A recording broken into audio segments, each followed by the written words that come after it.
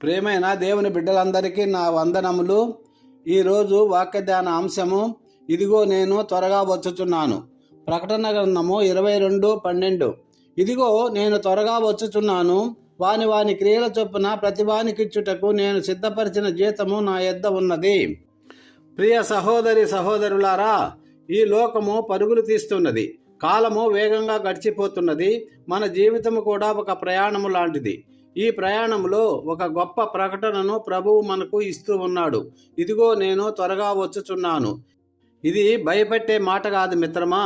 ఇది నమ్మకమైన వారికి, ఆశ విశ్వాసులకందరికీ ఆనందమైన వార్త. రెండవదిగా, నేను త్వరగా వచ్చుచున్నాను అర్థం ఏంటంటే, ప్రియ నేస్తమా, మనకు త్వరగా అంటే మన సమయము చిన్నది, కానీ దేవునికి త్వరగా అంటే ఆయన నిర్ణయించిన సమయం. ఉపమానము రైలు స్టేషన్.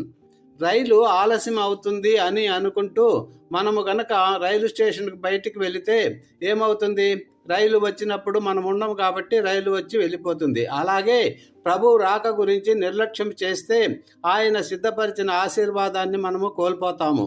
మూడవదిగా, నా యొద్ద సిద్ధపరిచిన జీతము నా యొద్ద ఉన్నది. ఇది చాలా లోతైన మాట. ఇక్కడ ప్రభువు నేను వచ్చాక మీ జీతాన్ని నిర్ణయిస్తాను అనడం లేదు. నేను మీ యొక్క జీతాన్ని ఇప్పటికే నేను సిద్ధపరచబడి ఉన్నాను. ఉపమానము పరీక్ష ఫలితాలు. పరీక్ష రాసిన తర్వాత ఫలితాలు ముందే సిద్ధంగా ఉంటాయి. ప్రకటన రోజు మాత్రమే మనకు తెలుస్తుంది. అలాగే మన జీవితము ఒక పరీక్ష లాంటిది. ప్రభువు రాక ఒక ప్రకటన రోజు. నాలుగవదిగా, వాని వాని క్రియల చొప్పున అంటే బాధ్యత. ప్రియ నేస్తమా, ఇది చాలా గంభీరమైన మాట. దేవుడు మన మాటలకే కాదు, మన ఆలోచనలకు, ఉద్దేశాలకు కూడా, క్రియలకు కూడా ఆయన విలువ ఇస్తూ ఉన్నాడు. విత్తనం యొక్క ఉపమానం. విత్తేది మొక్కజొన్న అయితే మనము కోసేది గోధుమలు కావు. అలాగే నేడు మనము ఏమి విత్తుతున్నాము? ప్రేమనా, విశ్వాసమా, సేవనా లేదా నిర్లక్ష్యమా? ఐదవదిగా, సిద్ధపడిన జీవితం ఎలా ఉంటుంది? ప్రియ సహోదరులారా, ప్రభు రాకను ఎదురు చూస్తున్నామా లేదా మర్చిపోయి జీవిస్తున్నామా?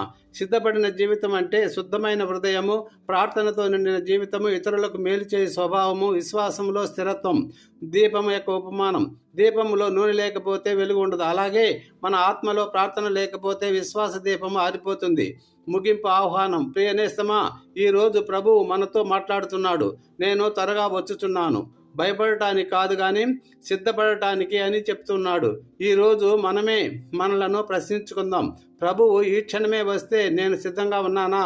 ముగింపు ప్రార్థన. ప్రభువా, నీ రాకను మీ ప్రేమతో ఎదురు చూసే వారముగా మా హృదయాలను మార్చుము ప్రభువా. యేసు నామములో ప్రార్థిస్తున్నాం తండ్రి, ఆమెన్.